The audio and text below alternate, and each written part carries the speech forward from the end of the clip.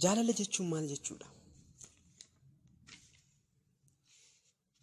Jaalala kan jedhu afaan namoota hedduu irratti kan dubbatamu.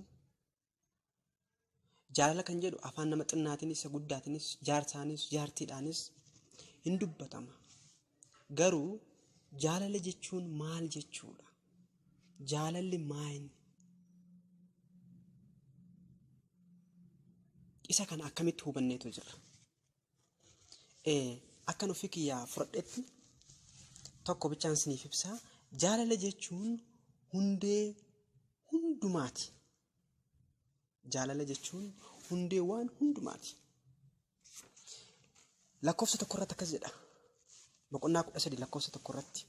Afaan namoonni yookiis afaan ergamoonni Waaqayyoo dubbataniin dubbadhee jaalala yoon qabaachuudhaa baadhe ani akka sibiila kilkilchuu yookiis diibbee koshkosh jedhuun ta'e.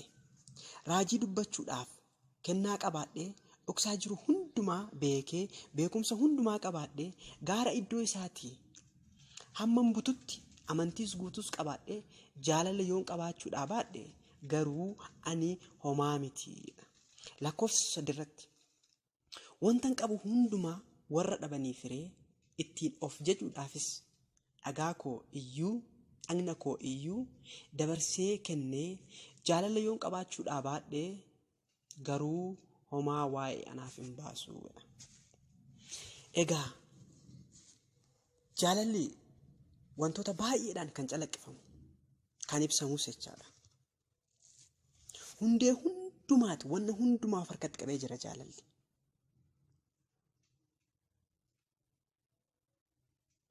Afaan haaraa soo dubbatte, qabeenya kee sirtee yoo kennite, wantoota gaggaarii, wantoota fuula namaatti tolan, ija namaatti tolan, wantoota beekamtii siif argamsiisan yoo dabarsitee namaaf laatte, yoo argamsiistes jaalala hin qabu taanaan inni kun hundumti isaayyuu maanni duwwaadha jechuudha.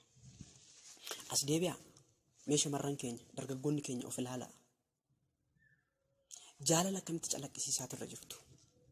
Keessumaa keessattuu dargaggoonni fi shamarran yeroo ammaa bara ammaa keessa jiru, jaarraa 21ffaa keessa jirru, jaalala akkamitti calaqqisiisaa jirra? Hiriyaa ni baafannaa miti? Hin baafanna. Garuu hiriyaa keenya faana akkamitti kan nuti jiraachaa turre jiru? Mee deebisaatti of gaafadhaa. Egaa amaloota jaalalli agarsiisan keessaa muraasa isinitti himee tanan kutaa kiyya har'aa asumarratti goolabeen yeroo itti aanu kutaa biraa qabadhee isiniif dhiyaadha. Amaloota jaalalli agarsiisan keessaa tokko jaalalli danda'aadha. Wanna hundumaa danda'aadha jaalalli. Wanta hundumayyuu danda'ee dabarsata, baatee dabarsa.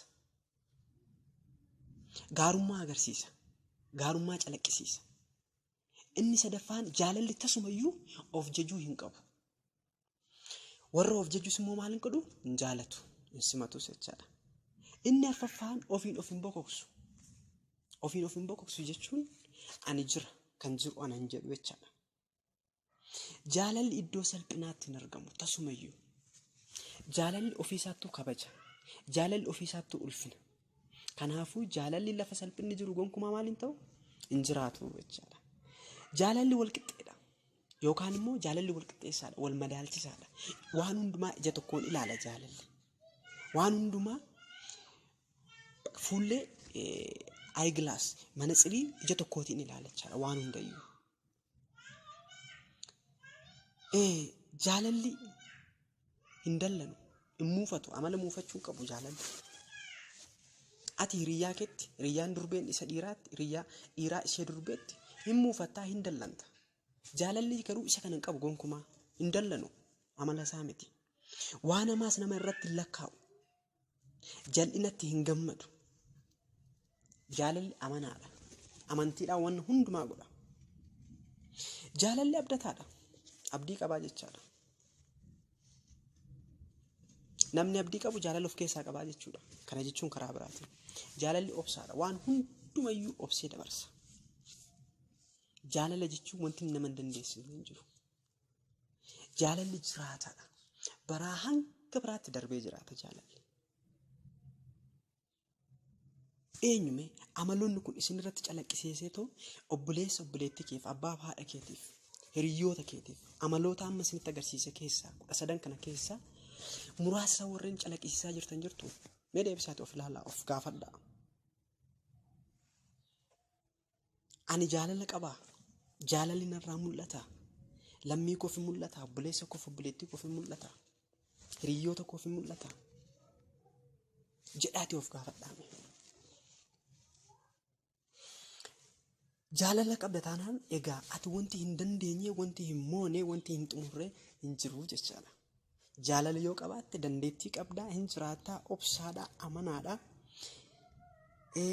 jal'inatti hin gammaddu wanta gaarii gootaa jechaadha. Isa kana gochaa turre jirta.